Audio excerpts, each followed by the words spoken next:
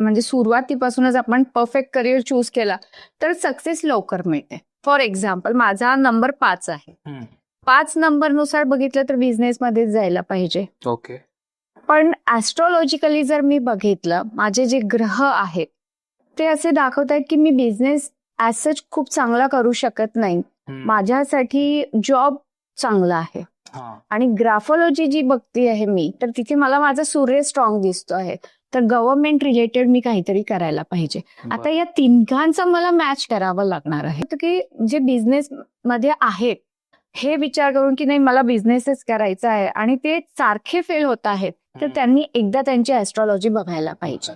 आणि just initiator आहे, just start केलेला आहे तर फादरचा इनिशियल मधात असायलाच पाहिजे. का तर सूर्य स्ट्रॉंग होणार आहे त्याच्याने.